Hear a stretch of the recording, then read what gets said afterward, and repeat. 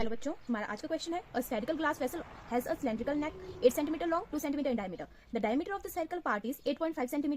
By measuring the amount of water it holds, a child finds its volume to be 345 cm cube. Check whether she is correct taking the above as the inside measurement. Okay तो हमारे पास ये question दिया गया है। इसमें बोला गया है कि एक स्फेरिकल ग्लास वेसल है जिसके ऊपर की जो उसकी नेक होती है वो कैसी है, वो सिलेंड्रिकल इन शेप है। ओके और उस सिलेंड्रिकल नेक का जो है वो आपके पास हाइट दी गई है 8 centimetre and the diameter is 2 centimetre. Okay और जो आपके पास स्फेरिकल शेप्ड पार्ट है उसका जो डायमीटर है वो आपके पास 8.5 सेंटीमीटर।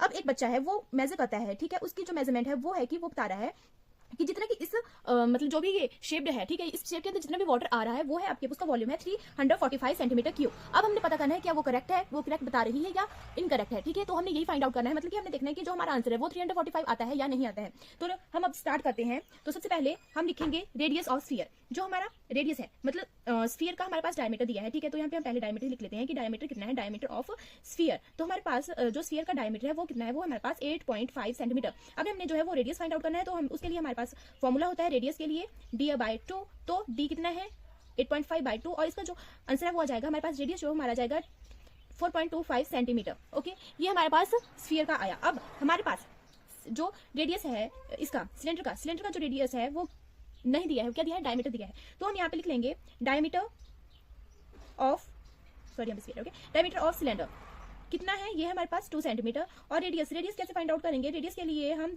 करेंगे d/2। तो कितना आ जाएगा 1 सेंटीमीटर। ओके ये हमारे पास जो है वो सिलेंडर का रेडियस आ गया। अब हाइट तो एक ही थी, हाइट मतलब कि हाइट तो सिलेंडर की ही होगी ना। तो हाइट है हमारे पास कितनी 8 सेंटीमीटर। ओके ये हमारे पास हाइट दी गई है। अब हम फाइंड आउट करेंगे वॉल्यूम ऑफ वेसल।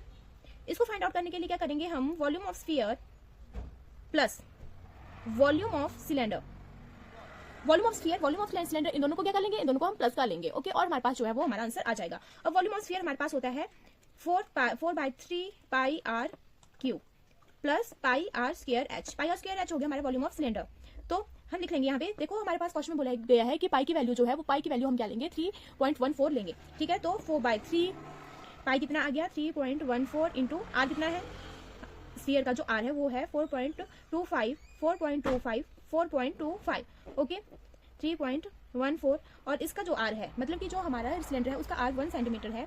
तो लिख लेंगे और हाइट आ गई आपके पास 8 सेंटीमीटर, ठीक है। अब हम इसको जो है वो सॉल्व करेंगे। जब हम इसको सॉल्व करेंगे इस पार्ट को और स्फीयर वाले पार्ट को, तो हमारे पास जो है आंसर आ जाएगा 964.17/3 प्लस यहाँ प्लस है। तो अब इनको सॉल्व करेंगे तो आ जाएगा 25.12, ठीक है। अब हम इसको कैंसिल करेंगे तो यहाँ पे आ जाएगा हमारे पास 321.39 प्लस 25.12 और इसको जब हम सॉल्व करेंगे, जब हम इसको प्लस करेंगे तो हमारे पास जो है आंसर आ जाएगा 346.51 सेंटीमीटर क्यूब। तो हमारे पास जो है वो हमारा जो आंसर है वो कितना आया, हमारा आंसर जो है वो आया 346.51 सेंटीमीटर क्यूब। तो ये है हमारे पास हमारा जो फाइनल आंसर है। और जो आपके पास क्वेश्चन में जो लड़की थी उसने जो फाइंड आउट किया था वो था 345, बट हमारा कितना आया 346.51 सेंटीमीटर क्यूब। तो हम क्या बोलेंगे कि वो क्या है, सी इज रॉन्ग।